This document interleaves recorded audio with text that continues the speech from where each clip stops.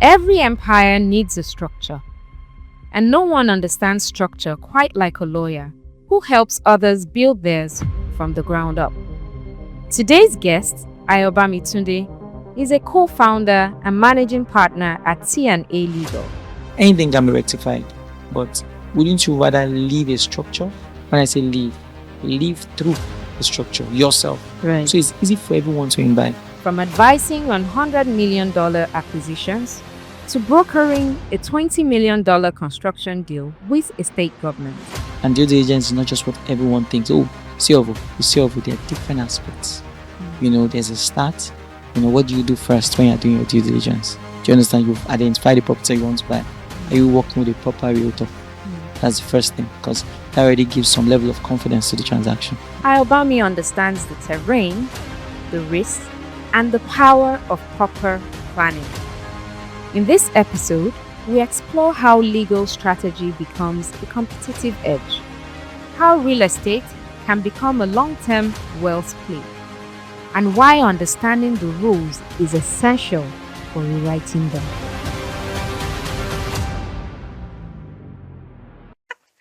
Cindy, thank you so much for coming. I know it was really difficult being here today, but thank you. So let's dive in quickly.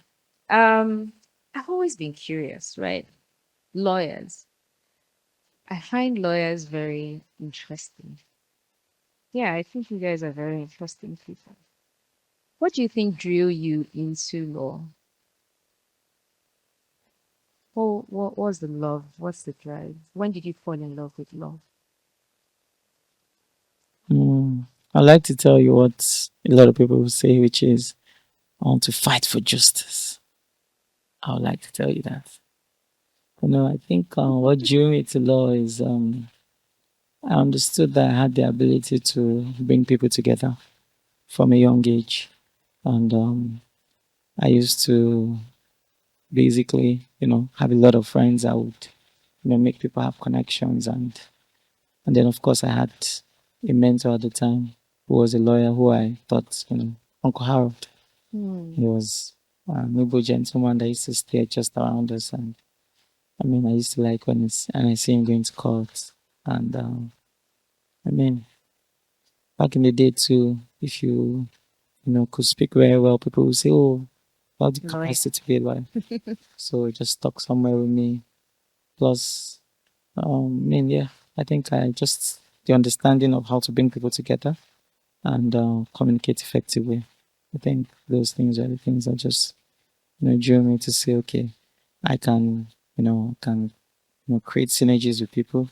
And in that synergies, in that synergy, I don't want a situation where they are not, there's no meeting of minds. So when I'm bringing them together, I'm able to then, help them with a structure that helps them work, effectively. So you've always been a mediator. Mediator. Maybe that's sort of maybe like maybe with no your maybe friends. that's why I don't go to court, because I'm a solicitor more.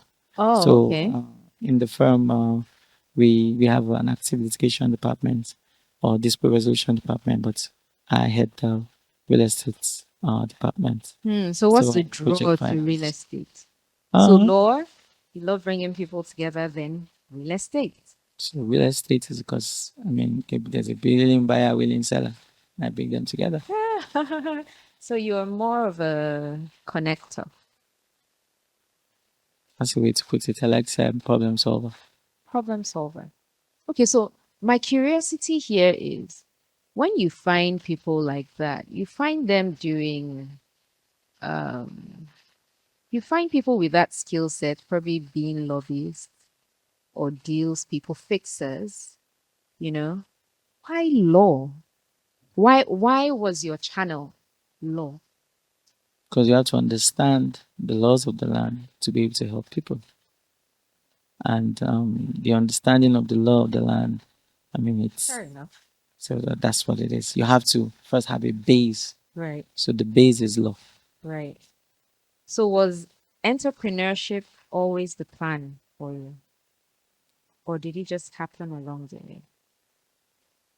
Um, I think I got clear instructions. So if I'm going to say a lot of things that some of it will be scriptural, Oh, some that's things. fine. So It's your story. yeah, So, so I mean, my partner and I, we had a spiritual event.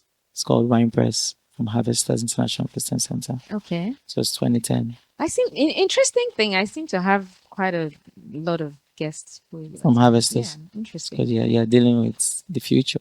Yeah. Yeah, the future. Yeah. Okay. So then we used to say we're raising pace setters. So the Mm. pace setters is catching up with us now because we're now the future. But now, have a broader vision. But at the time, we did go for this program in January, and What I year mean, was it it? was 2010. 2010. So it was a. I mean, Shay and I used to work in the firm, in the same firm, and then we just decided, you know what? I mean, he heard it, I heard it. It was clear. So I knew that, I was, following instructions. Okay, So so that's interesting. You were colleagues in we're the same colleagues in the firm same firm. Yes. and obviously friends. You attended the same church. No, he was visiting my church. Oh, so he came visiting your church Yes. and you heard clear instructions to go into entrepreneurship. But how did you know you were supposed to partner with your colleague So, and vice versa? I think when it comes to partnerships, from my experience, having been in a partnership for 15 years, Wow. you shouldn't pick a partner that you can't spend more time than your spouse with, Hmm. because you end up spending more time with your partner, your colleagues, than your actual spouse. So the That's bedrock of true. our relationship is that we are friends. Hmm. Then mutual respect. Hmm. Mutual respect is key. You must know that. We had an unspoken rule.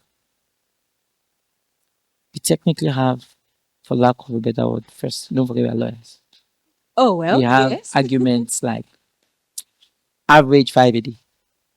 5 arguments a Yes, day. yes, because if they are not arguments, let me say discussions. You want to make a decision. Hmm. Oh, so something as simple as strategy for work, different things. Hmm. And the whole every time we're having those discussions, Hmm. so let me not call them arguments. Every time we're having those discussions, Hmm. we bear in mind that it's not about the discussion, it's about the business.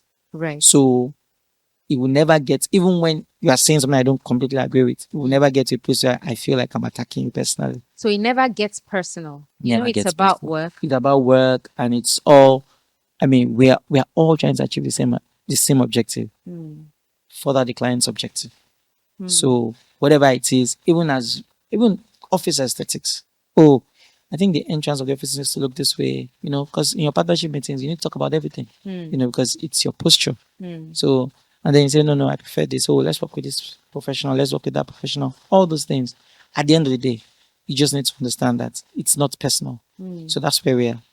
So I'll say, as I said, now you have to be friends, must be clear mutual respect, Hmm. which is what, we've had over the years. And I think once you have those two things, and then from my own perspective, again, if you have if you have guidance from God, generally, I respect human beings because I can't create one. Hmm. So, not stuck with my partner. So, Hmm. once you think like that, I don't know. I've heard a lot of people say partnerships don't work. In Nigeria, Yeah. it's difficult. It's Not a really. pain for a lot of people. Yeah. A pain point. So, on a lot of things, she is dominant. On a lot of things, I'm dominant. Where I know he's dominant, I don't even try. He'll give you the Just right give it to answer him. because I haven't worked with someone for 15 years and he has been consistent and gotten the right answers over 5, 6, In 7 certain in areas. certain areas. You just leave it. The same thing. You just say, oh, you're going to negotiation. Take care because I negotiate well. Hmm. So he already knows, and we are not having that conversation. He'll just say, let I go and lead it Hmm. because I will come back with the best deal. You know, that's that's how it Interesting. is. So I think you hit the nail, especially from the part of the argument. Or maybe it's easier because you guys are lawyers. So you lawyer your way through. So imagine I'm But you seeing know, your we perspective. are trained to listen to opposing counsel and respond. So it's actually more difficult when everyone tries to be right. So that's why someone generally has to just say, I consent, without the other person feeling like I won. And it's the way it is communicated that the person then says, okay, you understand? Okay, I see your point, and you let it.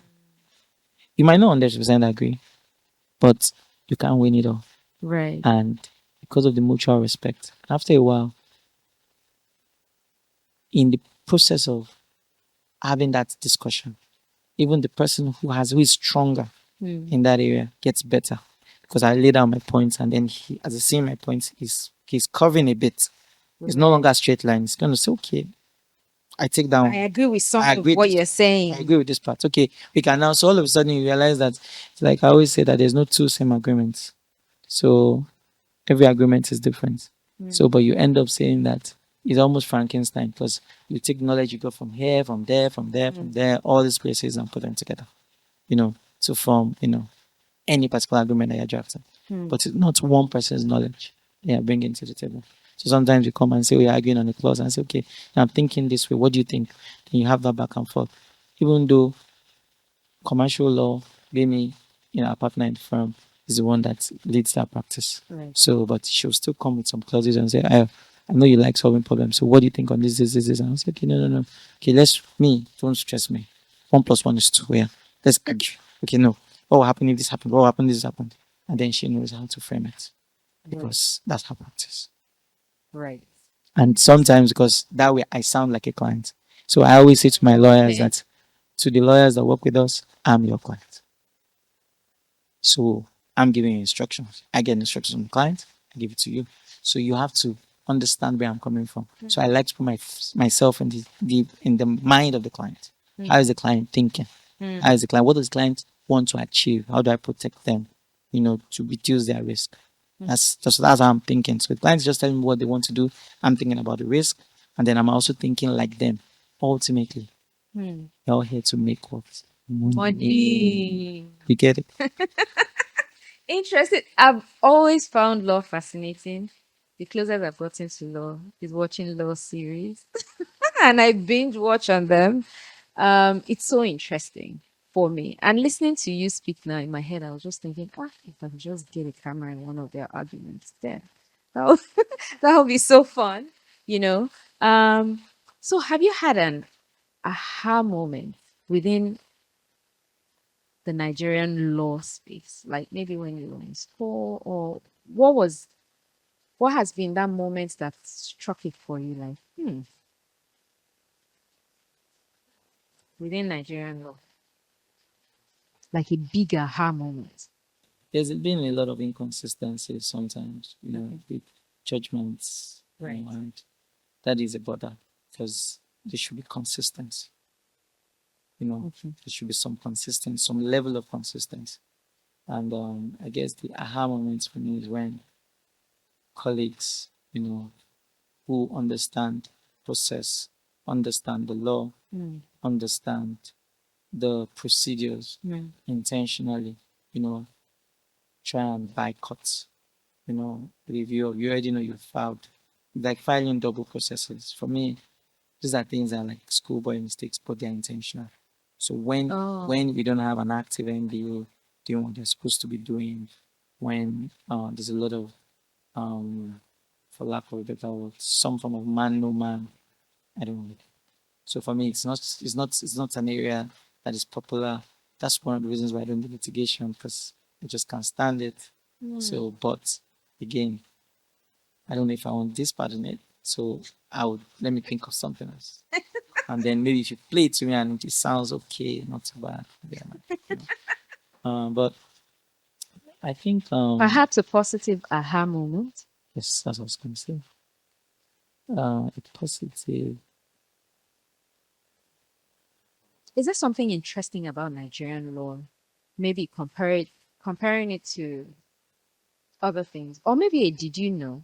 Did you know that Nigerian law supports, but a lot of people don't know. Did you know that he has certain rights? Just something interesting. You know how a lot of people argue on social media takes and you want And they're you always don't just saying, know. You don't know. I think most times when it comes to when you use the word like a real moment for me, it's always it has to have impact, right? And I also, I mean, for me, I've had. Let me try and think of a positive aha moment for love. That's I was very proud.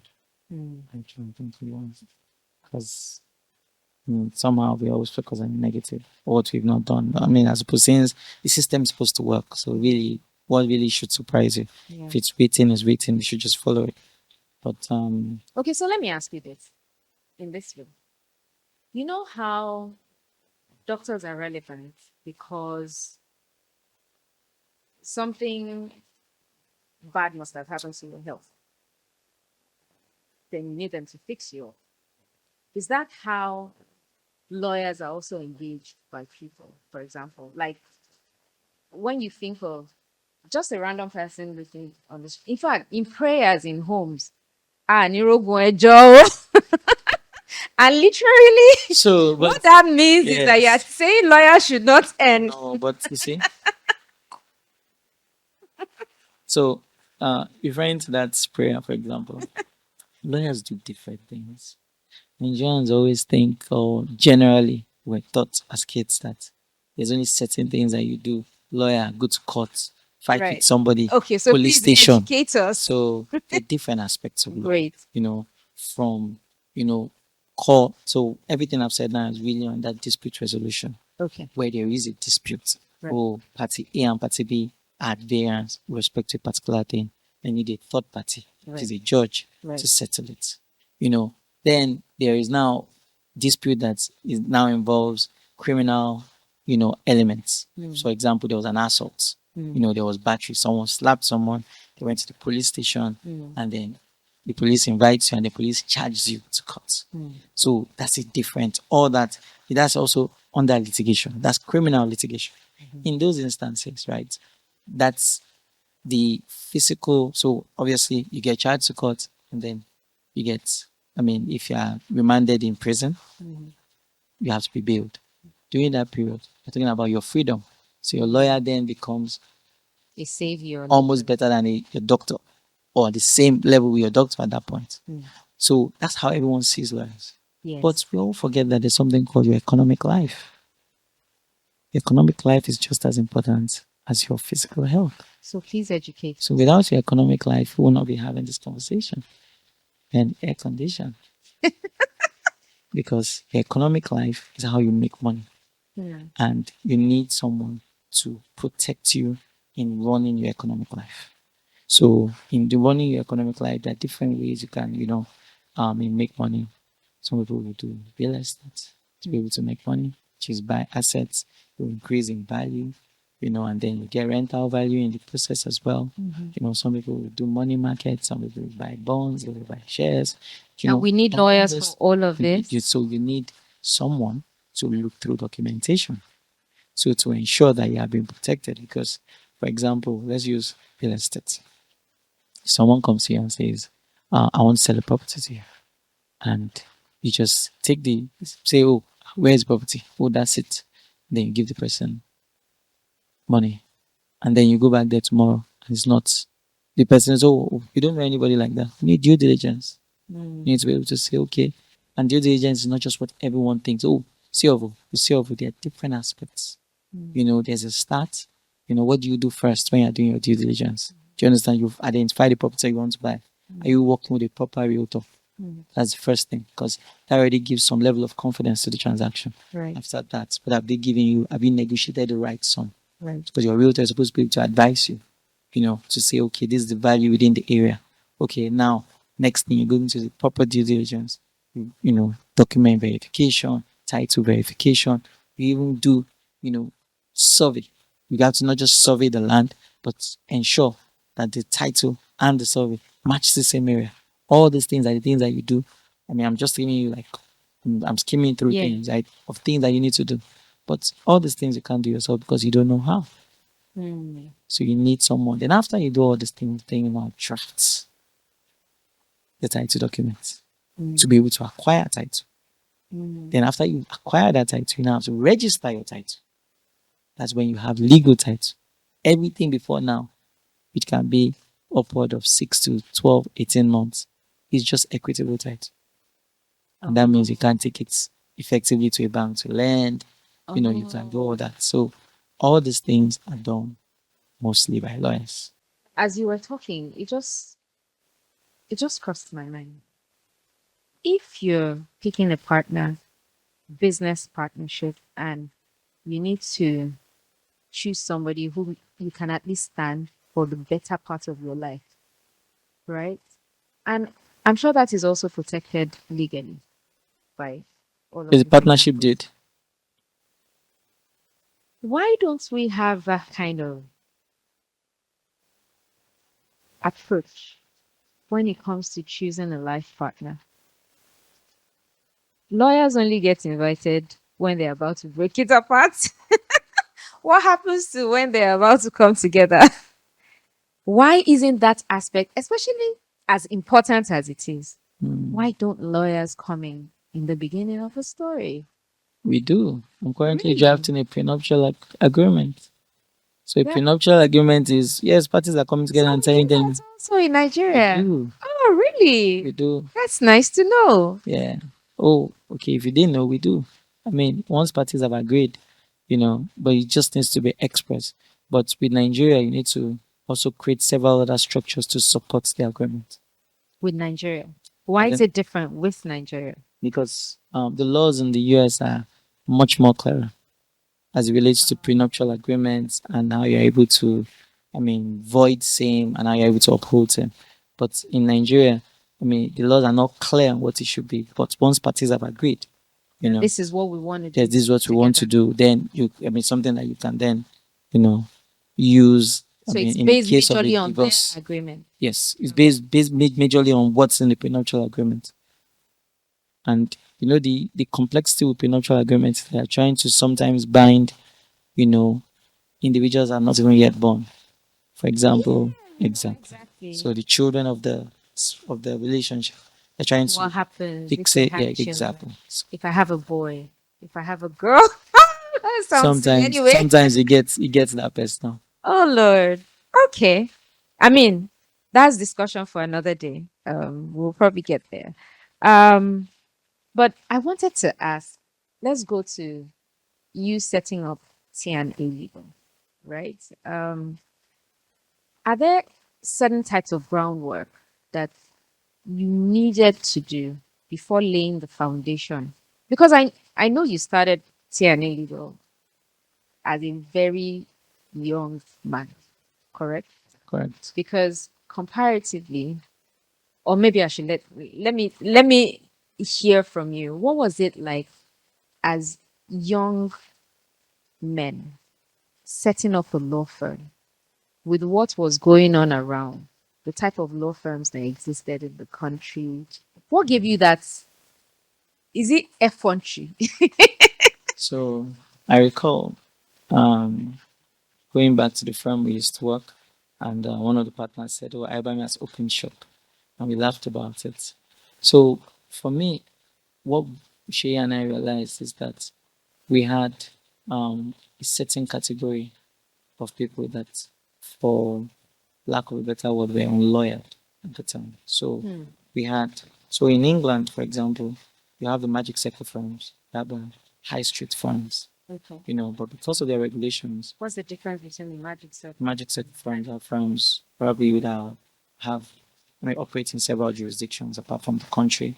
So some countries allow you open branches. So some countries allow other Firms from other firms countries. from other countries come into their jurisdiction to practice. Okay. So those are mostly magic circle firms. We're talking about firms with 500 lawyers, 1,000 lawyers worldwide, Okay. right? Then you have the high street players. Okay. Then you have um, I want to use the business part lawyer, for example. Okay. The business part lawyer is the one that just stays in a very small business park, just one lawyer in somewhere on obscure area in England. So like a So like just a like a solo one entrepreneur. exactly like a Okay. solo entrepreneur with just a legal assistant or something. Right. So Okay. in Nigeria, Yeah. we're really missing the high street lawyer. So what a high You street didn't lawyer, define the I'll high give you school. out. A high street lawyer is someone, maybe a firm that is like 20, 30 lawyers Okay. doing okay in a particular field. You might just pick personal injury or pick um, litigation, Okay. or arbitration alone and just focus. Okay. And then that's all he does with his entire team. Okay. And he's growing, he has expertise in it, in the particular area. There's not a lot of lawyers. So he's not a full serviced firm. What that means, I Right. cannot do everything. Okay. So if he's taking conveyancing law, that's what real estate law is in England. Okay. If he's in conveyance lawyer, that's all he's gonna do. Okay. He'll just continue to get better and better at it. And sometimes you even see people tell you, I'm a conveyance lawyer, but I only do commercial real estate. I don't even do residential real estate. Oh, That's how so the specialized niche. the niche. Right. So we realized that in Nigeria, we didn't have that lawyer that had a niche for something. Okay. We had just the lawyers that were Nigeria's definition of magic circle. Anybody with over 30, 40, 50 lawyers that were doing very well. That's all the magic circle. So you'd be like, okay, these were so, and those lawyers only represented the IOCs, governments, Right. and then there was the street lawyer who sometimes my own friends at the time would say, I think I know more than this guy. Because the way he's even talking, I'm not confident. Is that what the public would call charge and bail lawyer? Charge and bill, Right. for a better. Okay. So we thought there was a void to be filled where our friends, contacts at the time, people who were 5 years, 10 years ahead of us, could come to you and you could have a reasonable conversation with them. They understand that you understand what they're trying to do, as opposed to someone they feel, I don't think this guy even understands what I'm saying. And I feel like I cannot afford The big the guys. big guys. So we're just in the middle. So in short, you And saw that a void. there was a void. There was a clear void at the time. In You 2010, created there a was a clear firm void. for people like you, People like your me, friend. friends, family, people who needed legal service, Right. but were always getting into trouble because they thought they could not afford one. And every time they even got a lawyer or they had to get a lawyer, they will be left unsatisfied. So Because as the client said, you yes, felt you knew better better than. than the person, Interesting. Yes, and I mean sometimes perspective is not might not really be the It might truth, not but be the just truth. the fact that maybe the person's courage, the delivery from the person, say I'm not comfortable with it. Right. So, but when they see the top firms, they'll be like, I can't afford that. So they will end up trying to, enter transactions without agreement, use handshakes, just to try and continue. So we just thought, no, there's a There's void a here, gap here. and we can help, and that was it. So what kind of groundwork did you have to do? So Especially because it didn't so exist. so for us, right? We didn't. It's not like we had money to hire a KPMG to say, give me market analysis. No, it was just clear and obvious because at the time, again in 2010, at the time when you leave law school, there were only two types of firms you could work: a commercial firm or a litigation firm. If you get into Okay. a top litigation firm, it's a top litigation firm. People can afford them.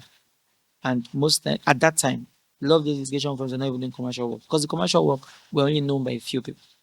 So a few Okay. firms at the time who used to do top commercial work. So So there was more litigation there was work more to be litigation done. work to be done. So they just stayed in litigation. Okay. Now a lot of them are now, obviously poaching partners trying to get, have a full service firm because the commercial firms still are doing the same thing. So okay, after a while we'll You get can also do litigation. litigation. We can, they were outsourcing. After okay, let's build a team, have an SAN as well, within our ranks. So the point was at that time, it was clear that there were only two ways. So it's either you're working either of those two top firms, the litigation aspect or the commercial aspect, or you're just working with a one-man firm, just you and your boss. And then at that point, it's mostly land litigation, things like that, and your experience will be limited. Right. So But luckily, we got trained in a commercial firm, Oh. and I had, I mean, we were interns, from interns to corpers to associates. As I mean, before we left, and at that, at that stage, we realized that okay, I might not know all the law, but I know how to access it. Hmm. That was it.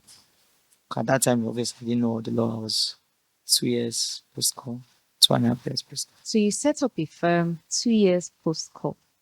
Maybe that's an entrepreneur side. Where did the effrontery come from? That's why my not boss not said. knowing all the law. What do you mean by you knew how to access it? So how to access it is, I always say be humble. Once you're humble, Hmm. you're ready to do the work. Hmm. So several times when we started the firm, someone comes with an instruction, oh, I'm trying to enter a joint venture, you know, I'm trying to do X, Y. I'll take the instruction, I'll ask the right questions, and also I'll get back to you.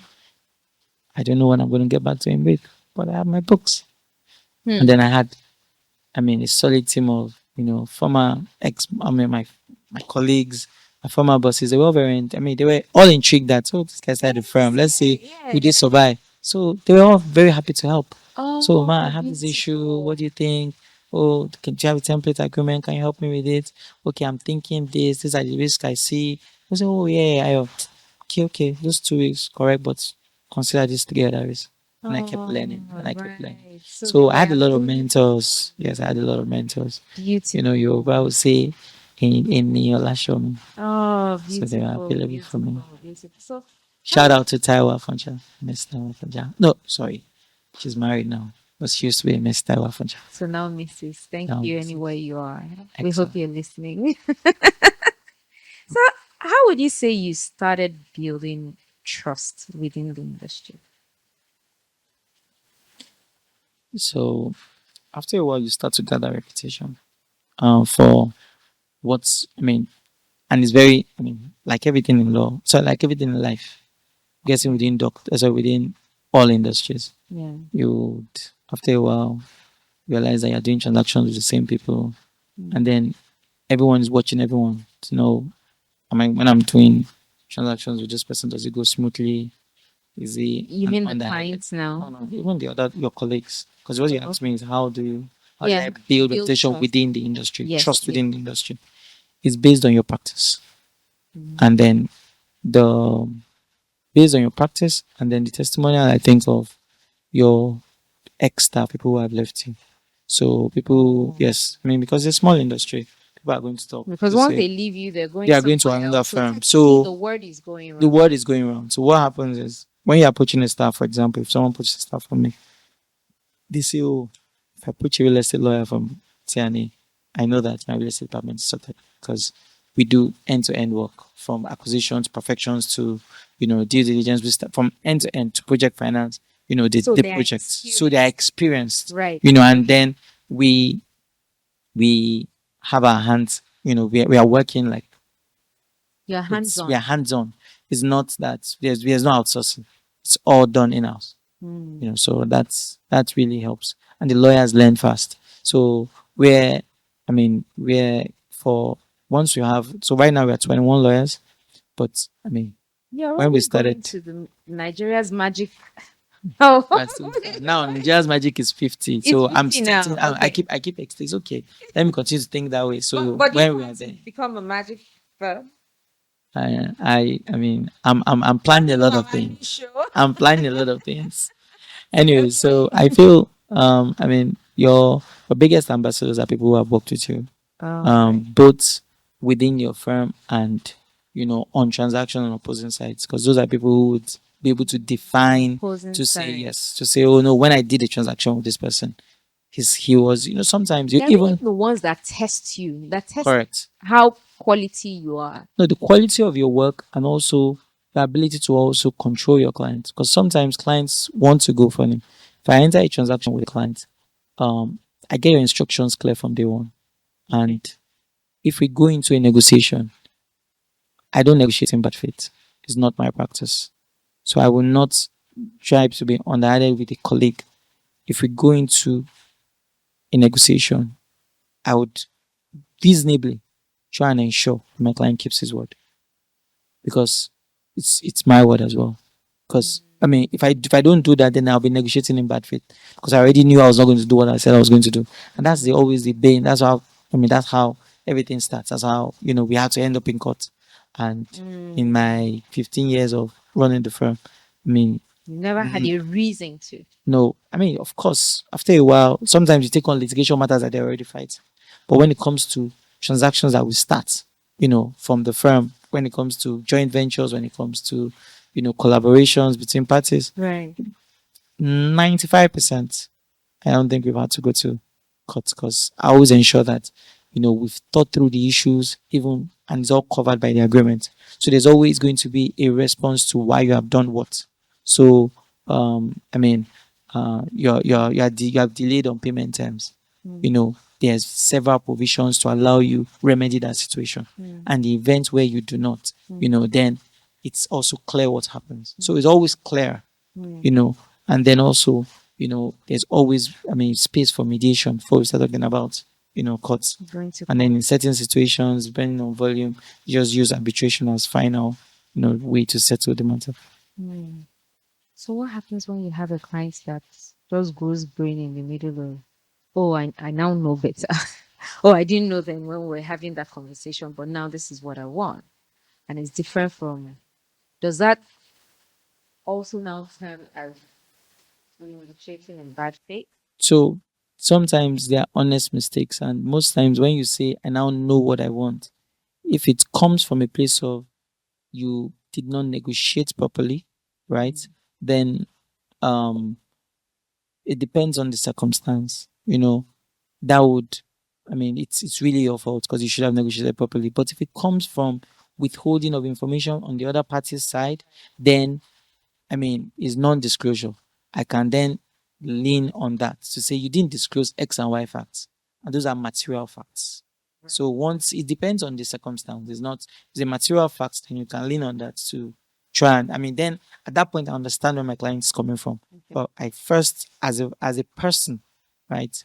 I first try to understand my client, so that I don't even find myself in that situation. And a lot of times, I mean, your work as a lawyer is to expose your clients to the possible risks. So if you are getting into something, it's very unlikely that one of my own clients will say, I did not know, because I'm not going to allow you not know.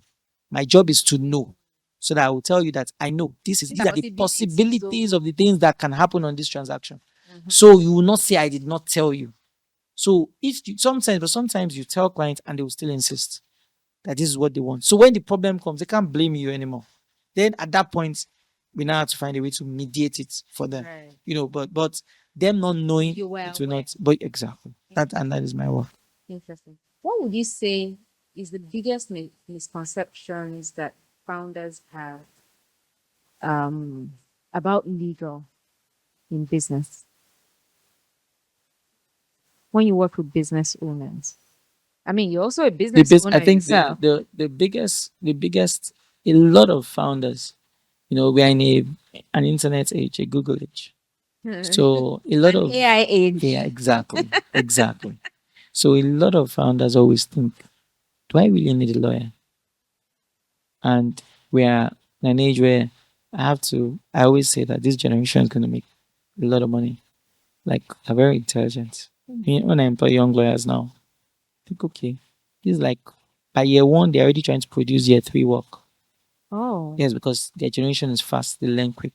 Okay. For the ones that want to learn, Mm, so there's a lot of information available to them, and they can soak it in, right. and they also grew up with things that help them soak it in. So some of us didn't grow up with tabs. So, but this generation, I mean, They're so digital. in 20, so look at it from people born 2020. So 2005, at that time, we already had Blackberries, we already had, so Yeah. they're digital. Yeah. That's They're how they think. natives. Yeah. Exactly. They're natives. So that's what they're called. Digital natives. So they learn, I mean, very fast.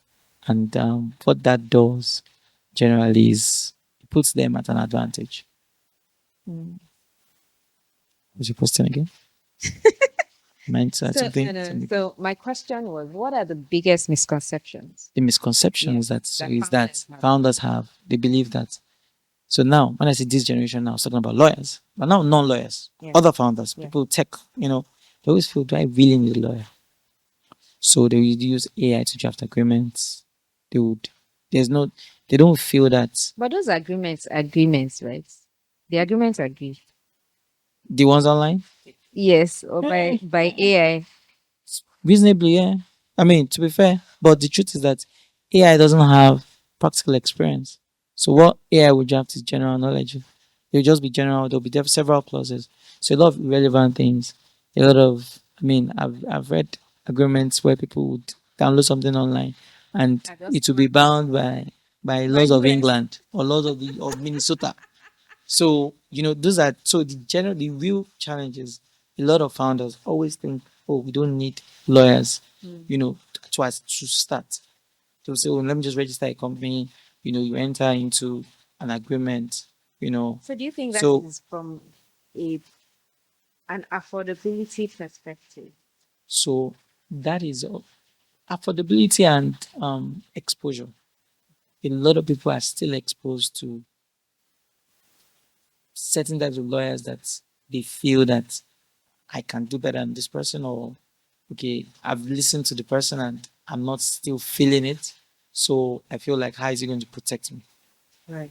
So, and they're thinking, I might as well just do it myself because they look at the T&A and say, I can't afford them because you've come to the office or you've read about us and you're thinking it's expensive. Mm. So, but that's what it is. Mm. So, but they need to understand that the truth is, when it comes to, I mean, collaborations, the foundation is always the key. A lot of companies run around, they've been running for several years, there's no shareholders agreement. Mm. There's no, they don't even have a board. Mm. So in a country like Nigeria, you always say, oh, but it works. I'm making money. But the truth is that's why businesses don't outlast The founders founder. because there's no structure.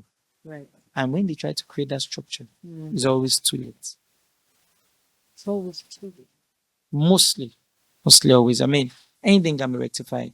But wouldn't you rather leave a structure and then when I say leave through the structure yourself. Right. So it's easy for everyone to invite Okay, and, so and let's follow. think of new founders, people who are trying to get into business, and just generally looking at how the whole economic landscape is.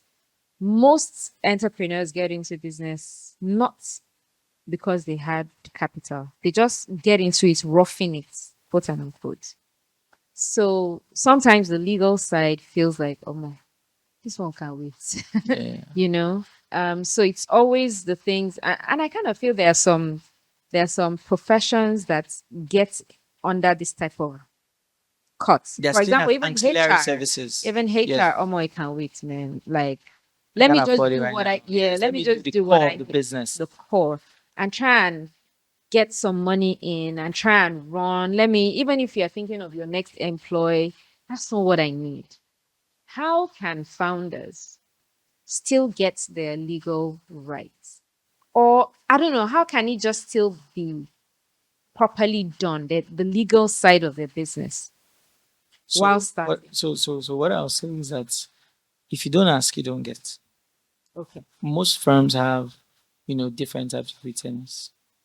Most firms. Retainers. Yes, so a Right. legal retainer, Okay. which is you retain the firm, their services for a For a year period. or for a period wherein they'll offer you at least preliminary advice. Okay. So I would always say to anyone, I mean, you have to be bold. Reach out. Send an email to that person, that firm. Google someone. Okay, I want to work with this firm. I'm looking for this. I Yeah. mean, there are different types of lawyers. So if you are trying to, if you're in entertainment, Google for entertainment, an entertainment lawyer in Lagos. Google it. Try. Send an email. People don't ask. Everyone's always thinking, it's going to be I too don't have what expensive. to give. When you send that email, let them know. Like an administrative retainer, I'm a startup. Can't really, offer much right now. But I'd like to know what's your lowest retainer, and then let me know what services that That it that it covers. covers. Hmm. So then you can say, okay, right now I think that these are the two things I need. Can you include this? You can exclude this. Don't worry, I don't even need this one. Just include this. And then person says, okay. And then, like human beings, Right. when you meet an entrepreneur, so when we started the firm, one of our clients came into our office as complete, Hmm. a young guy, tech guy, he knows what he's doing, but they're starting off. And we started a relationship. Today they've raised over $3 million. And this And was now they're somebody you doing didn't know. but, No uh, prior relationship. no direct prior relationship. So someone Interesting. I knew brought them to my office to say, Interesting. you need a lawyer, get a patent. And I helped them with the patent application. And from there, stayed on as their legal advisors. Oh, okay. And right now they raised over $3 million, and they're doing very well. It's called Vendi. Oh, So right. that's what it is. It's but imagine if the person didn't bring Hmm. Kyle to my office to say, I think you need to meet my lawyers, talk Hmm. to them, let them help you. So after listening to him, okay, right now all we need is a patent application. Let's get it. Let's get that sorted. Also, let's help you with, and then from there, start helping them. We do a lot of pro bono work sometimes to pay administrative retainers, but now, as I said, they're doing well. That's interesting. So, in short, founders need to get bold. You need something. It's part of the things that you need to set up your business properly. Just get bold about it. If Do you it don't now. ask, you don't receive. Yes, you don't receive. Amazing, amazing. Um, if you cast your mind back 15 years when you started T&A Legal, how did you land your first client or gig? 2 years So after being a core member. yeah.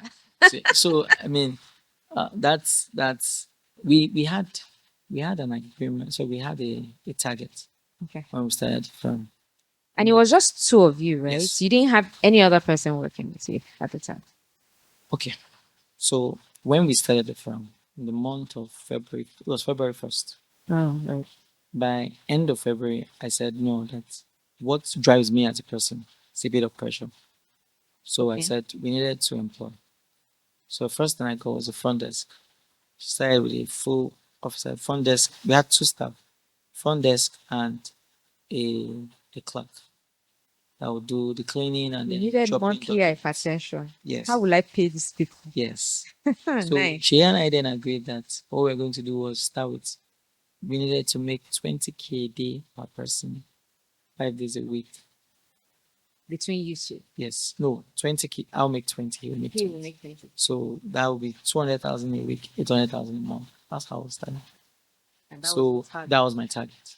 So every day I go out, I'm looking. Do you want to incorporate a company? Do you want to? What do I mean? Just basically was a lot of incorporations at the beginning.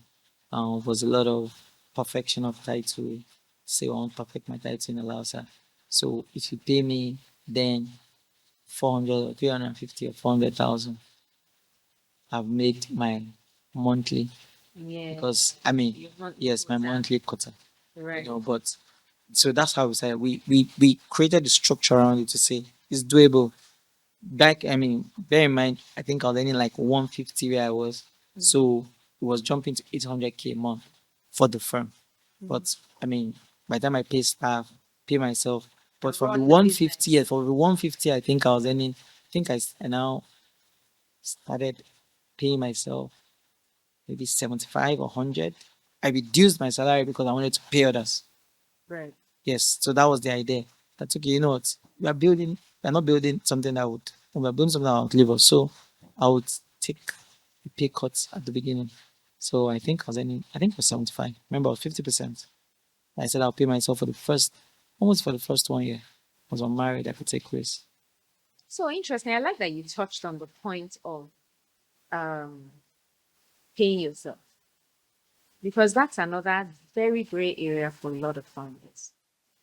Of course, books and knowledge base everywhere tells you separate yourself from your business, which also includes pay yourself something. But it's a very difficult thing in practice for a lot of founders to do. So, and once again, it stems back from that not having capital, not having enough. So, there's always the sacrifice of self so that the business can run or function. So, what were those things that you were able to put in place to ensure that? I mean, it didn't matter that you took a quick cut, right? Um, but you had set it in that yourself and your founder had at least there was something called your salary. How did you maintain, or is it that it requires certain type of discipline? How So can you, people learn to do that as founders? it's, I mean, it's really, it boils down to that discipline. So you must understand that the business is separate from you. If it's a limited liability company, it's actually not you because it has a distinct personality. It can sue and be sued. That's the reason why you set it up so people don't go after you. If I do business with you through my company, there is my company and there is me. So if you respect the company, you would understand that the best you can get from the company, even though you are the owner of the company, the best you can get as a director, because there are different positions. As a shareholder, you are wearing a different hat. As a director, which is helping the affairs of the company on a daily basis, is your salary. As an executive, As an executive director, as a non-executive director, you get something as well, but as an executive director. So what I would say is that you just have to, I mean, for me, it was not a, it wasn't even a consideration. I knew that I would earn a salary. So, and I also know so I because need you if to you've take done, off your lawyer hat no, no, for a that's, bit. I'm trying to talk Okay. like a business person Okay. now. Like with every business, there's going to be dry times. Right. And what happens in your dry times is that you must have savings. And Right. for you to have those savings, you must put aside the savings. So if you say, oh, I made 10 million today, You and take then I out saw 10 one million. Honda, I was, that Honda is mad. Let me just, it's good for the business, you know. No, it's not good for the business. You earn a salary.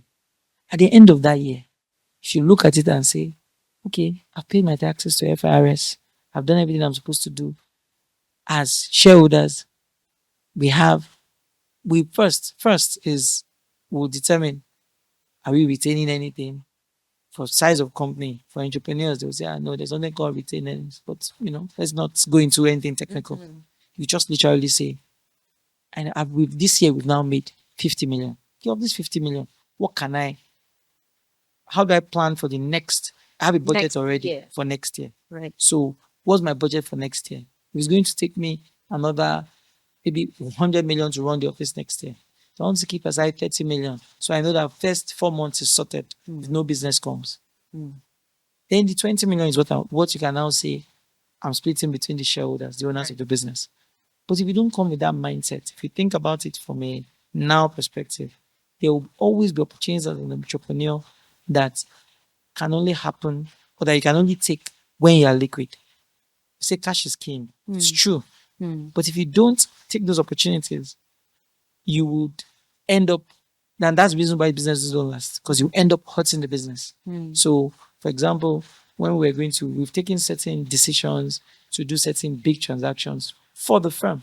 Say, okay, you saw a nice asset, you said, well, let's have our own offices, let's do things that are institutional. Right. So you know that you are removing certain costs that will reduce your operational costs, right? When you do those things, it's only because you are ready. It's because, uh, as Yoruba people will say, "Oh, for mewa jẹun, don't use all your 10 fingers to eat." You have to save, and the only way to do it is to be disciplined. You must just understand that there is what is yours and And what what is is the company's or the business. so no matter how little, make sure that there is that separation. So Something. there's accountability, partnership.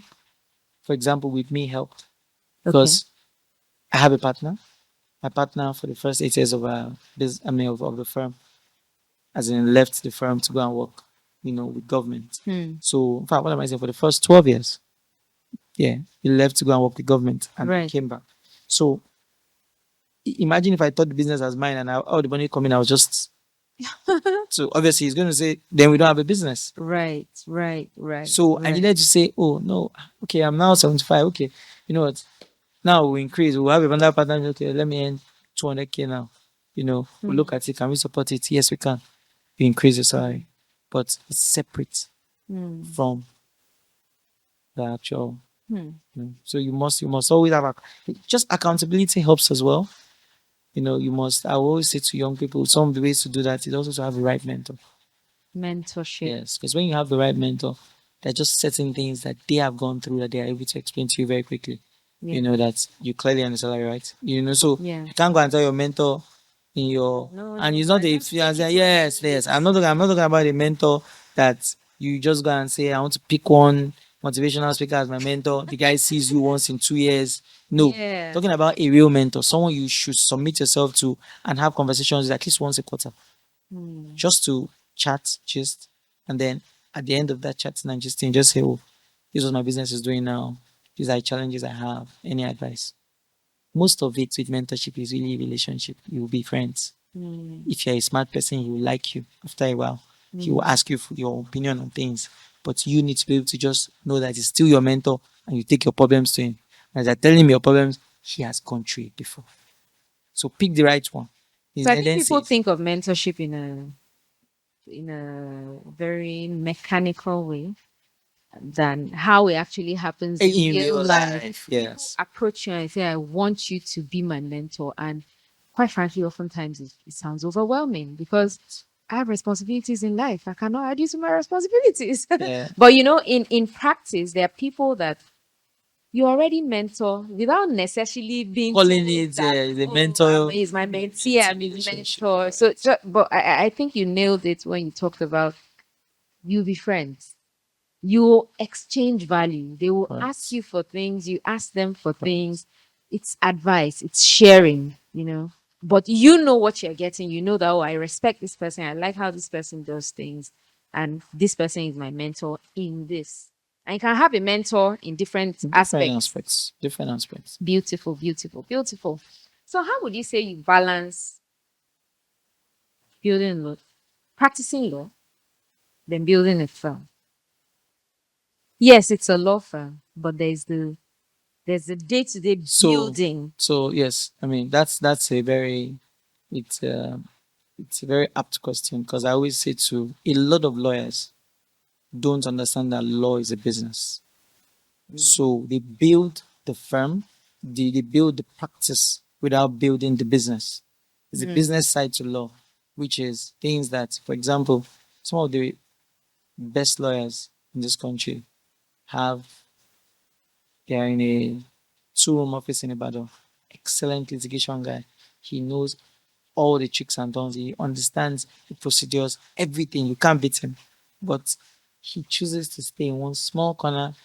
You know, you get into his office, there's no lights, there is, and the guys, and you're thinking, just understand that Guy. it's a business. Right, And people want to come to a place where they are comfortable right. and they want to be able to say, oh, that's my lawyer. And then he presents well. Yes, you might not have lost the case, but nobody knows you. Okay, just create a website so that people, when they Google, they can find you, that you are good. Hmm. But you don't have a website. So how can they find you? So that's being very basic now, but it's that bad. So I would say that the business of law is a structure that supports, the actual, being a lawyer. Being a lawyer is more technical. There's a lot of things you have to learn. There's a lot of, I mean, this is about that's what we do. We read, and then we draft, you know, we present, You use advocate. English. Yes, that's what we do. But there's the business of it. And a lot of people need to understand that.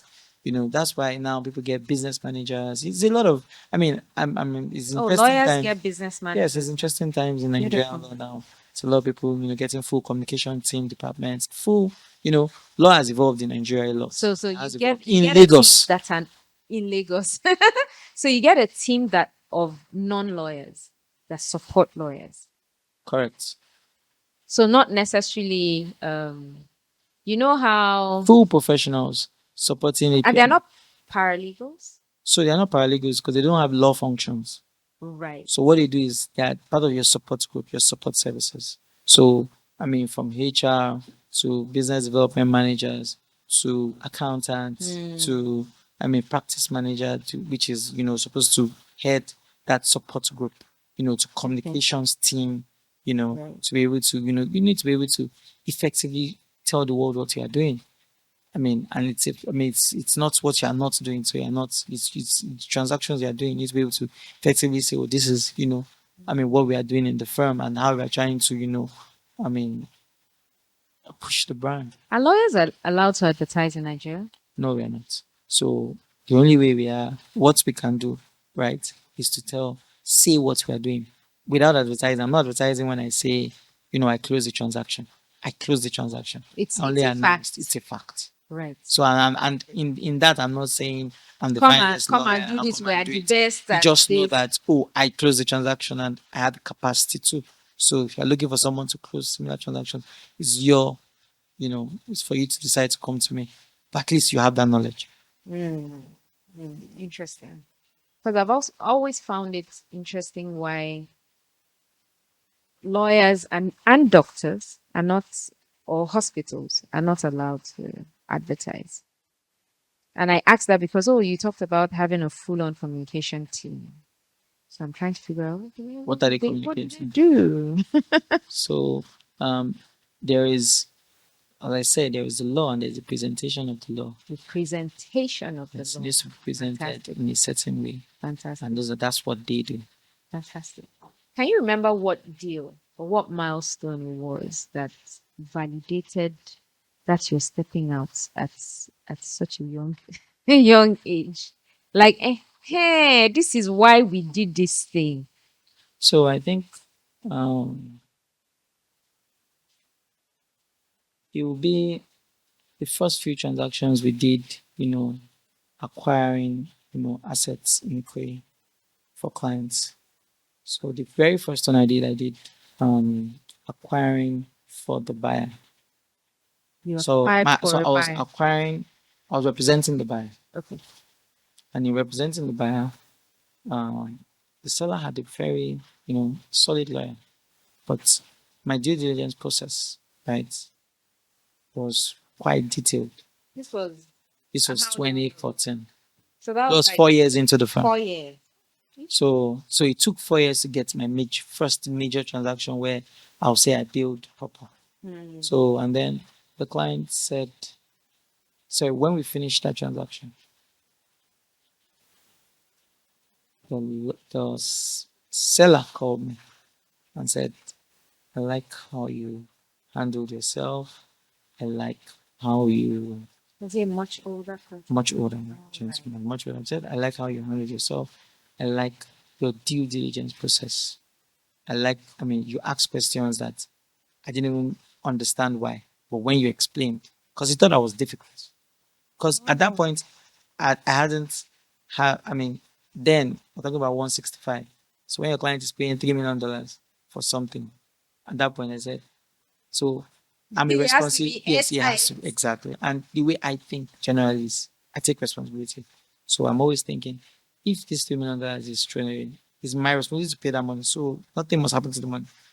So I was sure. So I asked a lot of questions, and at the end of the day, he then said, so, and he said, he just called me to tell me he liked it. And then the next time he was acquiring, which was turned out to be someone who acquires once every 3 4 months, calls me and says, I have want this you to. transaction, come and represent me. Wow. So that was the validation seal. Wow. Something, right? Oh, now that's major. So now I understand better when you talked about sometimes the your reputation building, right, also happens from someone from the opposing on the other Correct. side.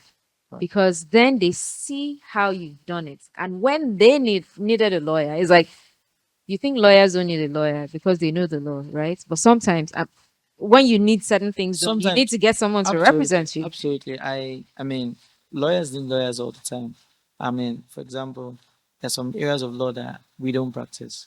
And I'm referring it to people with that specialty. So it's all about collaborations, and even sometimes, How about personally? Do you need to hire a lawyer sometimes? I mean, it depends on again the area of law. If it's for people like us who have, I mean, a lot of firms, firms. I mean, someone within my team would do it, but generally, yes. Sometimes you need to hire a lawyer. For example, if you have to go through a divorce as a lawyer, you're not going to most likely represent yourself. It's not Right. Oh, advisable. well, right. So you need to get a True. third party. There is if you are caught in any web where you have criminal litigation against you, you need to get a third party. Are But lawyers difficult clients? You know, there's a saying that doctors are the worst patients. so it's like everything. The way doctors are the worst patients, a lot of times lawyers don't use what they prescribe for others. So you say, no, you should have an airtight agreement. When is your turn? Baba Alpha. You shake your guy, like done. Interesting. No worry, no worry. Let's go. But you're the lawyer, but it's because it's your transaction at the time. So yes, sometimes yes, you would need to, but I think with experience. Right. So maybe in the beginning, yes, you would do that, but because as lawyers, you treat real life transactions on a daily basis. So you've gone through a lot. At 15, I can tell you, can't count number of stories of weird transactions. People like, okay, this thing should have gone wrong. So at that point, what would happen was you're just telling yourself, follow the system. You've created a system, let's just follow it. Okay. That's interesting. What would you say has been or what is your approach to navigating complexity, legal complexities? Like when you have, especially when it concerns high stakes deals. Guess it flows from what I was just talking about systems. Right. So what happens is um, there will be transactions are novel that will come Right. to you as a firm, the entire firm. No, you've not done it before. So at that point, you all have to put it together and All create a hands on structure deck. around it. But for transactions they have done before, so for transactions you've done before, as you complete a transaction, our own practice is to create a system around it. So Okay. every time you are adding, I mean, we have worksheets, you are adding things, you are adding questions to your worksheet. Okay. So when a similar transaction comes, you go to your worksheet and you already know all the possible issues first before you even talk about this particular one. So, So you first of all go through a general situation before you look at the peculiarities. and that's why it's called experience. You have Right. experience that have come with that have been practicing this particular area of law. So you already know the potential issues. So you note that, okay, am I going to go through any of the potential issues in this industry with this client? If yes, you protect yourself against it. And then with respect to this particular client, what are the new issues I'm going to find? When I see things that are new with your station, add it to my worksheet. So let And me I continue understand to this learn. clearly. Now it's very important. I'll use an example of, say, the creative space, for example. Experience plays a big role in the creative space. Right? But if I hear you correctly, there is a need to document whatever experience you've gathered on any project and just document it for the future and not rely on Head knowledge. personal. It's beyond head knowledge. I know it because I experienced it, right? So I imagine that it's easy for you to get a new lawyer to come in to join a team and still be able to follow that system because there is a documented worksheet of possibilities that that person has not experienced. Or Correct. that person might have blind spots or oversights on.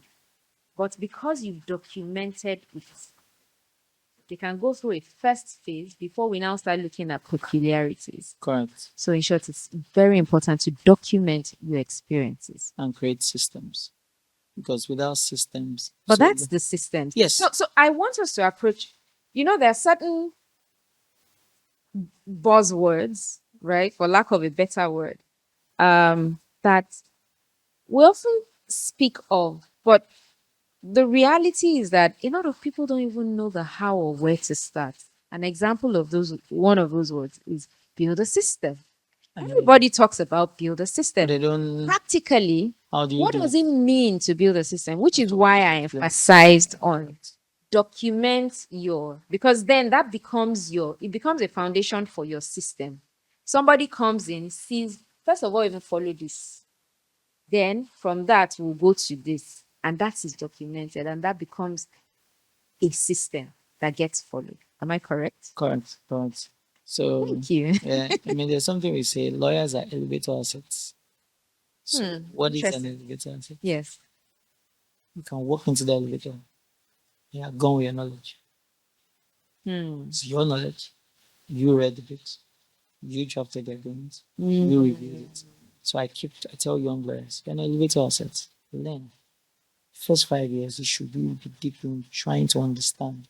There will come a time for business development. But right now, just learn and understand it.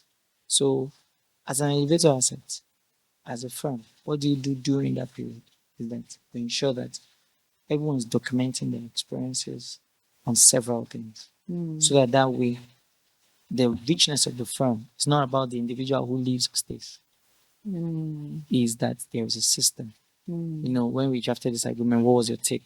What was different? Those things are being documented. You know that, okay, one or two things, okay. Oh, this has never happened before. In fact, it only happened once in 50 years. Put it up. So that every time you're drafting, you can always rely on. That's why I say there's no, people always think, what the lawyers do, self? Waiting lawyer they do, self. You be saying that, Yeah. waiting lawyer they do, self. Because you are speaking and working with the wrong lawyers. You're working with lawyers, they just assume that we use templates. It's not one template to just write. I just copy the intent. You know, it's worse with People say that. with lawyers when you're renting the Yes, house. yes. And unfortunately, sometimes people make huge mistakes and leave former names and do all those things. But when you work with firms, reputable firms, Right. you would see the difference. You will see when you see the document, you experience the difference. And it comes from creating, building those systems around, Right. ensuring Right. that they don't get that experience that they always thought, of, Right. what lawyers are. I mean, now it's 15 years. Congratulations, by the way. Okay. It's such a huge feat. And you've expanded, you've scaled. You are now across three cities: Lagos, Abuja, and Pardon. Ibadan. Okay, great. What was it like scaling? What led to the expansion? Um, Expansion is always a scary thing for founders because a lot of people want it, right? But in the doing of it, then a lot of contemplation comes in with, okay, because if you move to a new city or open a new branch, even within a new city, because it's new and it's your newest baby, it requires attention. And that attention means the older one then has less of your attention and moving like that. But you've done that and you've gone across three cities.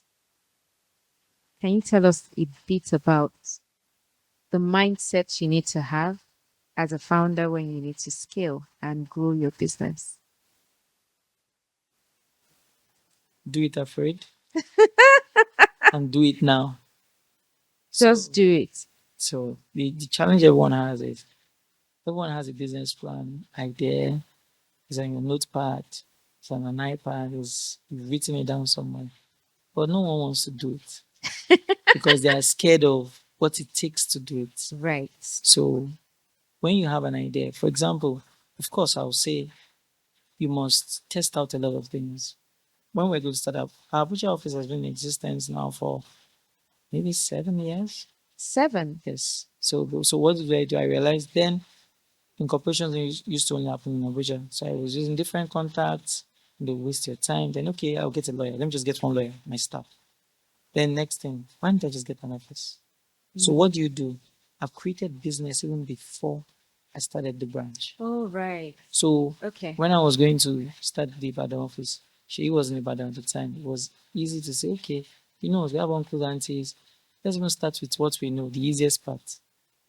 I mean, land law, get people register their titles for them, help them, with their commercial transactions. Then you realize, okay, it's a good one. I love commercial firms in Ibadan.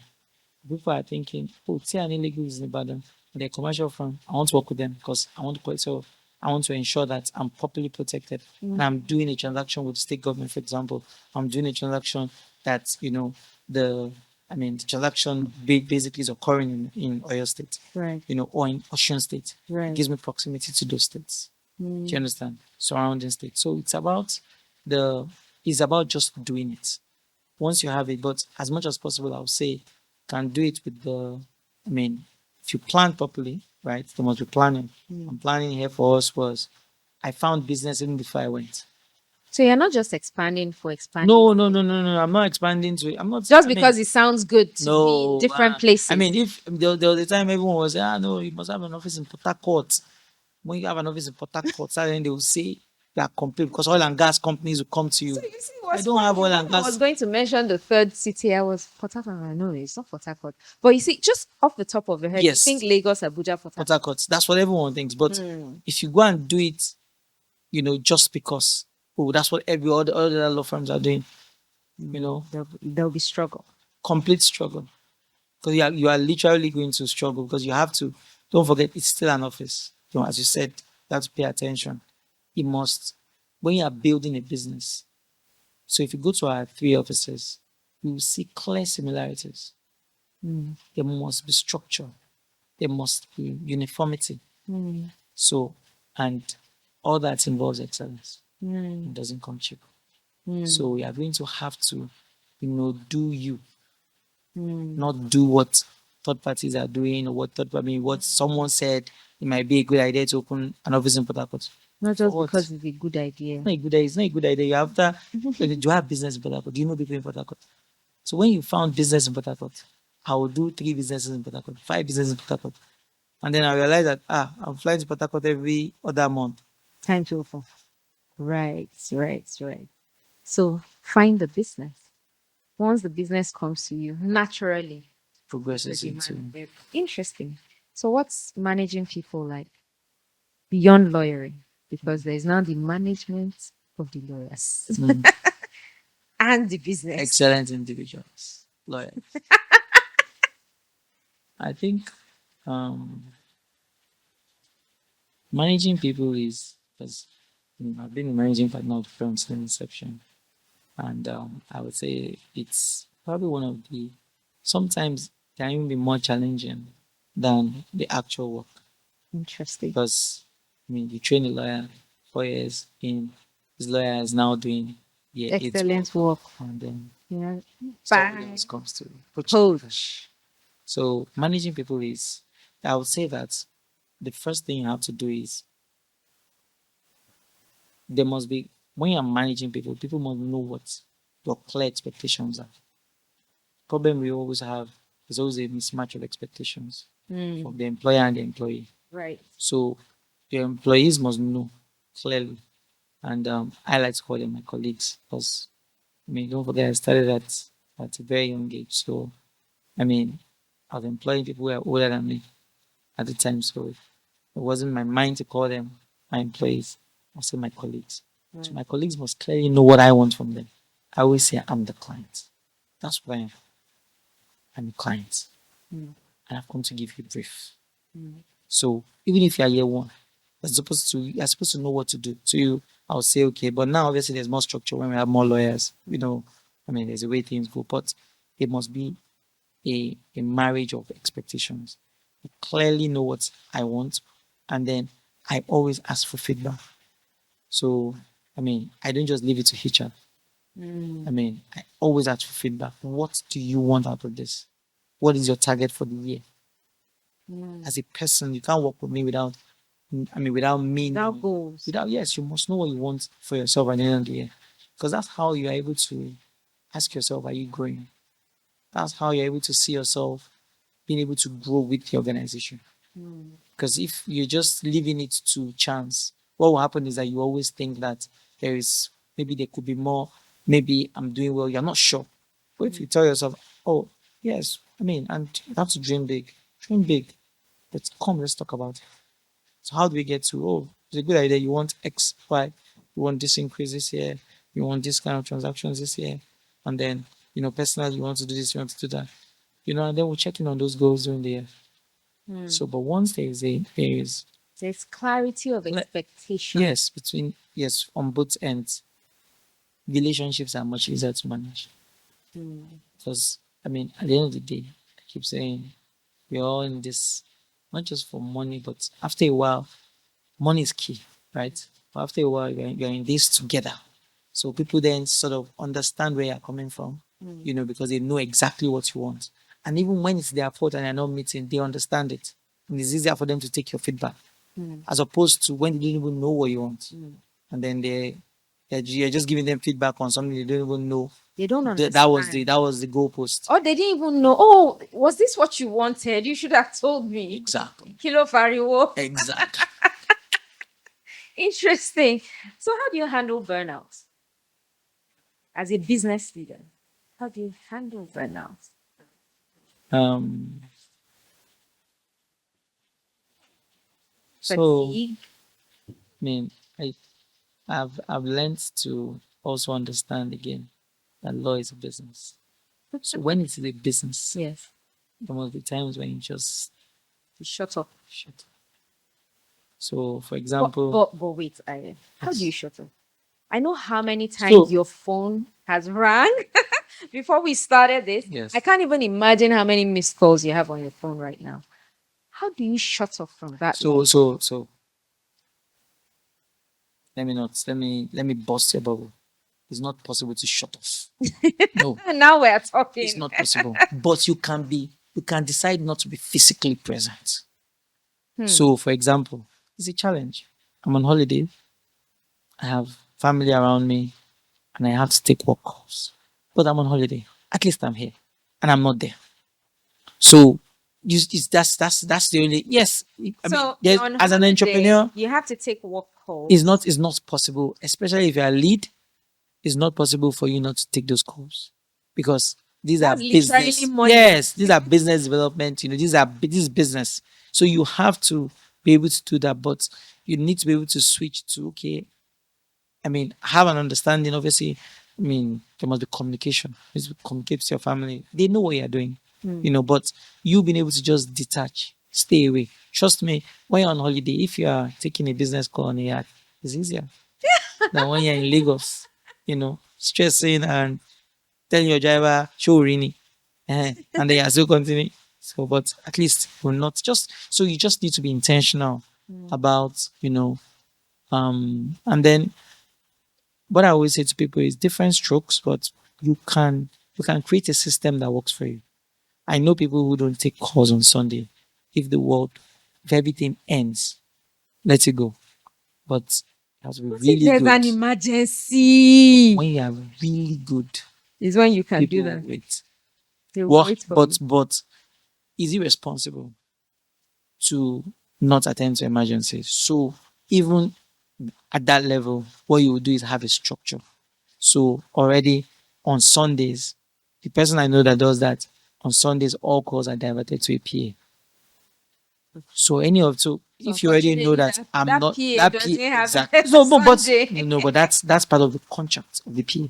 Right. The PA might then have a So you're Friday here to relieve me on Sundays. So what happens is that you take the emergency and then you hand it over to another partner in the firm. Do you understand? But they know that Monday to Saturday, I'm I'm here. available. And I can relieve you on another day. Yes. You So can have another exactly day. you can have so it's a balance. It's a balance. Because one of the reasons a lot of founders will say, oh, I can't take a break is because they cannot afford to take a break. Yes. They are burnt out. So what I would say to that is then you need to learn to celebrate your little wins. So every time you have a win, celebrate it. And that celebration can so the way we have naps during the day, Yeah. 20-minute nap, power nap, Yeah. and you feel really refreshed. Right. That's the sort of win. So you should create a system around, okay, let's say I'm an entrepreneur that makes shoes. Every time I make 50 shoes, I'll take one day off. As in, and I will not make shoes that day. And on that day, I'll do the simple things put my leg in the sand, go on the beach, Really or practical yeah, things or things that will make you happy. Everyone has different things that makes that them makes happy. them happy. So yes, that's what I would say. It doesn't all have to be about leaving the country or traveling. It has to be about Right. understanding you, and then also supporting your support structure is important as an entrepreneur. I think entrepreneurs need even better support structures than people get into 9 to 5, because you need to know that your support structure, which is your family, if it's you're a Christian or Muslim, your church, whatever, that support structure is something you can really lean into Mm. when you are under that pressure. So that, because the worst for you as an entrepreneur is if you're fighting at home and outside. So you must be at home, there must be at There least must a be peace. relaxed peace. It's very important. Wow. Thank you.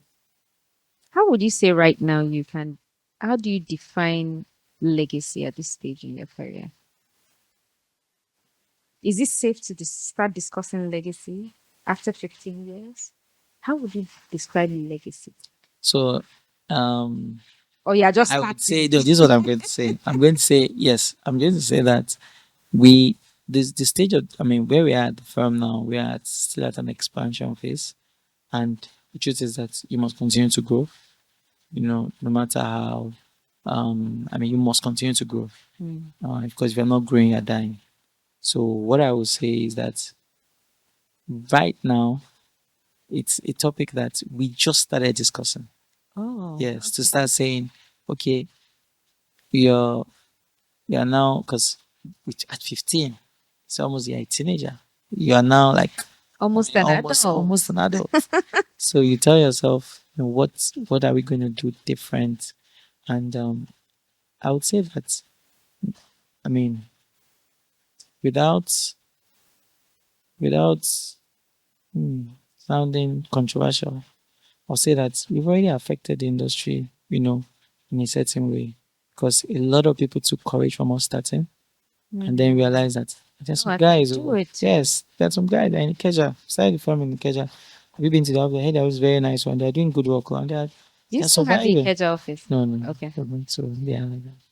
So they're surviving, they're doing very well, and then people took courage from it. And that's in its way is affecting the industry, you know. So that's, when you say legacy, what have you done? We did it afraid, but we got it right. And Mm. we didn't just get it right, we're doing very well, we're thriving.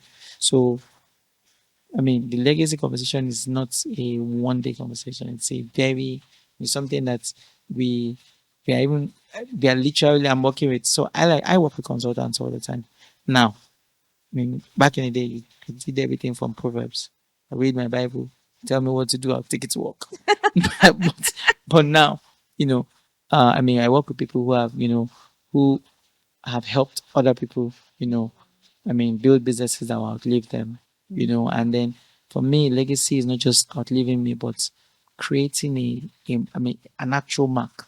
So if you ask me, I would say that already our legacy is, we've helped people, even, we've helped senior associates in other firms look at it and say, you know what, I did a transaction with this law firm, I met their partners, and when I saw them, I realized I can do it because I would not be able to set up myself. That's impact. Yes. So I've had that impact. So it's part of your legacy, right? Right. So one of the things that we're working on now is creating a document around it.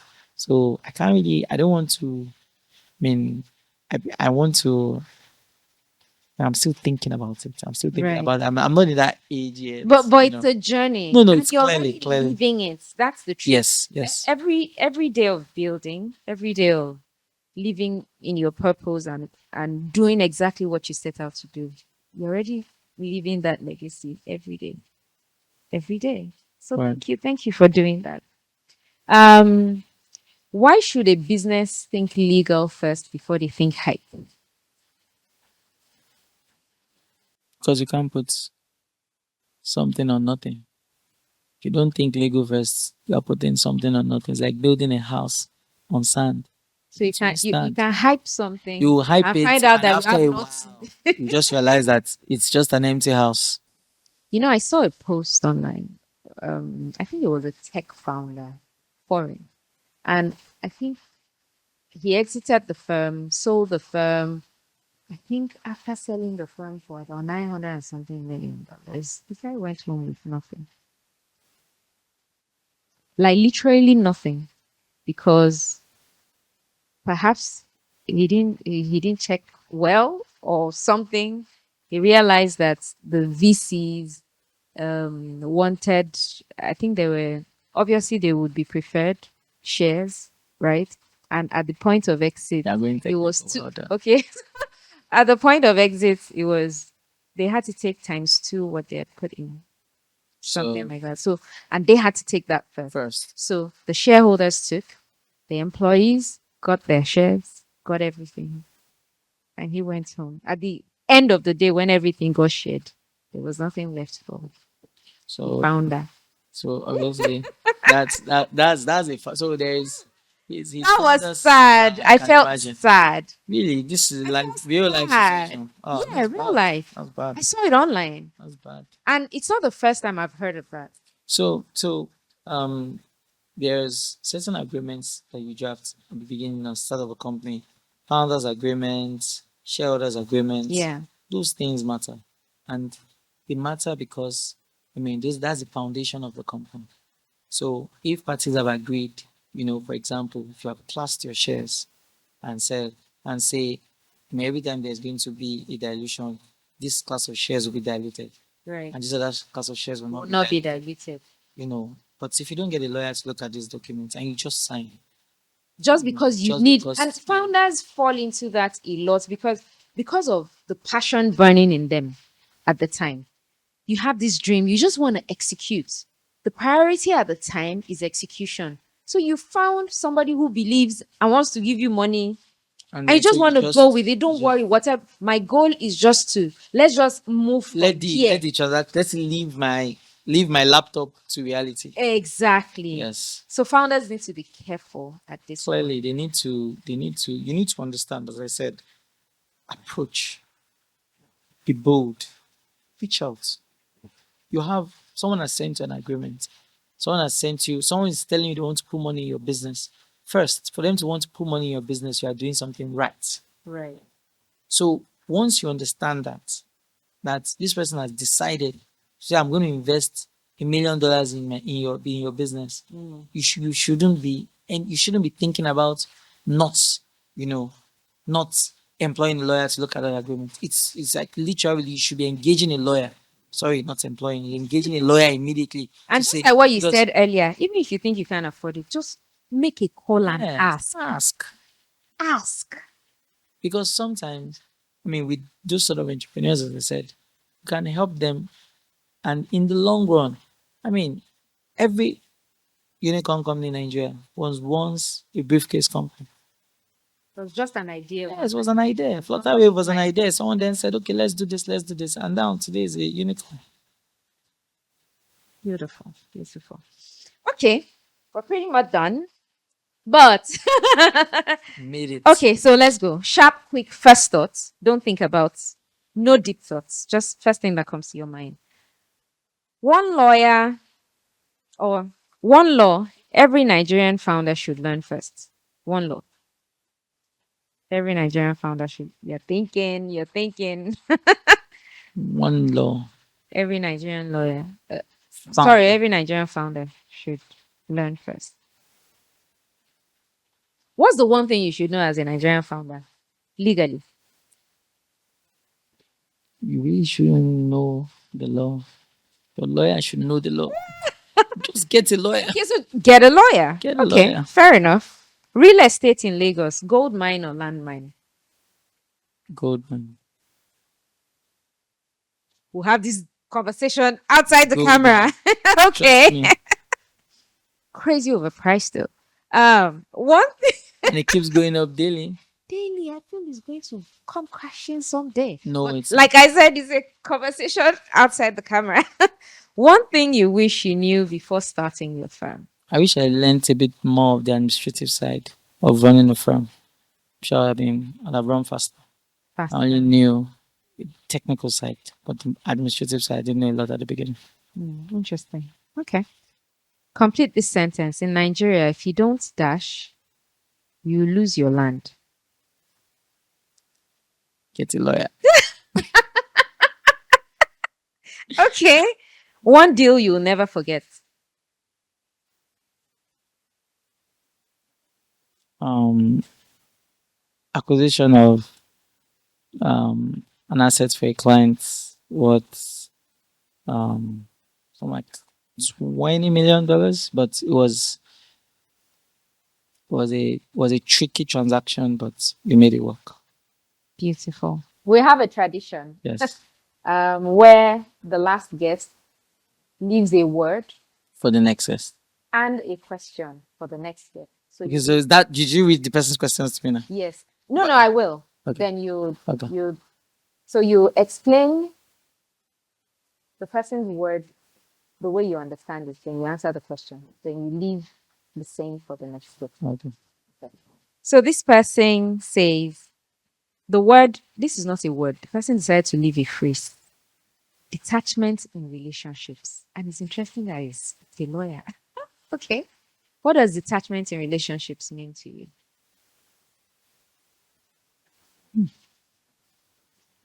For me, detachment in relationships will mean being present but being absent. So you are in a relationship. Hmm. Let me put it in the business context. You are present. You're literally there, but you're absent because you're already doing your own thing on the side. You're already, just not putting your 100. Hmm. So yes, there is a relationship, but you're sort of detached from it. So, and in the personal space, it's just like, you sleep on the same bed, but for lack of a better word, you're not having sex. Or even if you're having sex, your mind is not there. Hmm. So then it becomes that, um how do you, and it's very interesting because you will sometimes or mostly be detached at some point. It is how do you reattach, Hmm. without it destroying the relationship. So Because are you saying detachment will always happen? Or you must so it would always happen or start to happen, or you will be given the opportunity. Let me use the words right. You might be given the opportunity to detach. In fact, you always be presented with the opportunity to detach and still be present. You always be given that opportunity. So I go into a transaction and then someone says, do this, and even I've seen actually it happens, even as knowing fully well that I'm the managing partner of the firm, I run the firm, I own the firm, you still want to pay me something and say, I'd let your office not do it for me. But it's my office. Like, did you just say, you just ended it, let your office not do it for me? Say, no, you're my guy. you do it. You do it for me. Like, no. Do you understand? So that's detachment. So that's like, if I do that, then you will be presented with the opportunity all the time. Wow. It's for you to be steadfast, for you to know exactly what you want. Amazing. That's a very funny story. So the question. I think what gives me the most peace and happiness is when I'm in the right place with God. Yeah. So once there are times when you're in your right headspace and you're in a good place with God, and at that time there's calm, there's peace, there's tranquility, there's clarity of thought. So yeah. So once, as in at times when I'm in the right place with God, I just know that okay, this period, everything just glides. It's your turn to drop a question and a word for our next guest. And while you're thinking of that, you're going to say in your local language, in your native language, a phrase or a word that encapsulates your philosophy on life or business. It's always in reaction. Yes. I don't know if I can say that in Yoruba. Because okay, let me think about it. Okay, let me see.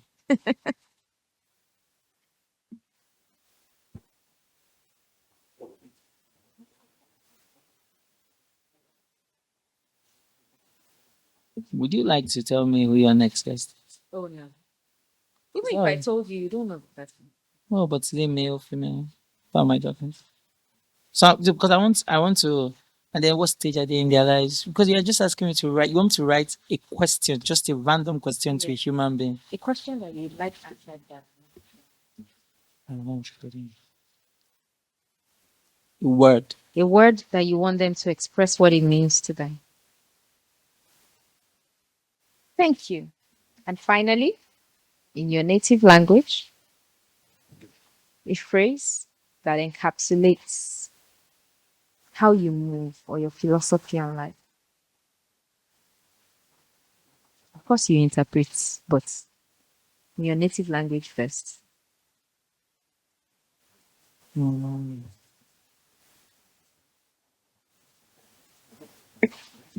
okay, I'll say it in English first, but in native language first is. I think I said it here. Is Okay. that in your lashon relationships are everything to me. I've come to realize that you can't go find life without relationships. Everything we do is built on relationships. And the ability to foster good relationships and continue to grow your relationships is what a lot of people don't we take for granted.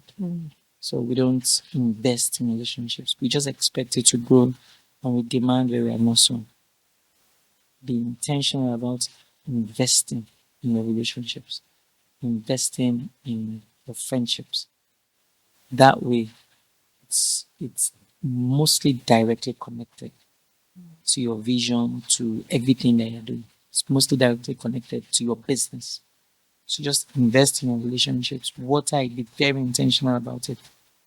And by relationship, I mean not just from the, I mean from even from the clients, clients relation, just for relationships. So I can go into a whole, talk on relationships and classifying the different types of relationships that there are, right?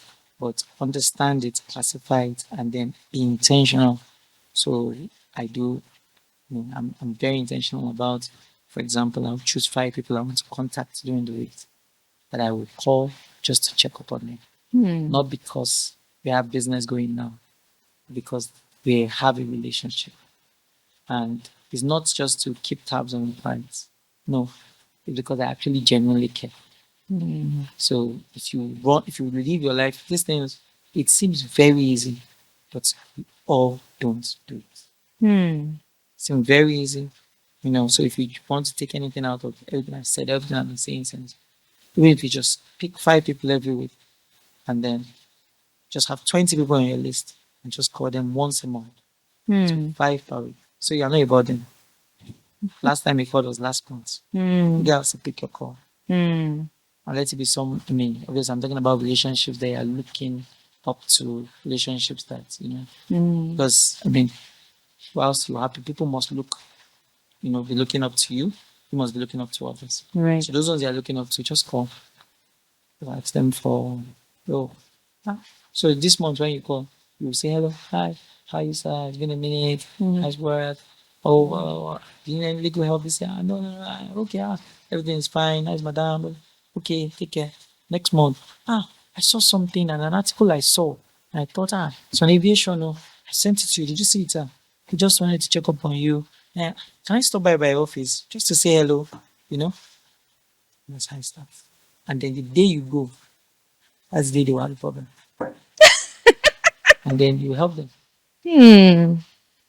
Beautiful. Thank you so much for sharing that, Jim, and for being practical about it. It's been a pleasure having you. Thank you, Bola. I appreciate the invite. Wow, that was an explosive session with Ayobami Tunde. So practical, on seeing the reasons for legal in your business. What business are you starting? How are you incorporating things properly to ensure that you grow and scale? Remember, real stories, real strategies, and real success. That's how empires are built. This is Idea to Empire. And if you really want to go deeper, join our community and let's build together.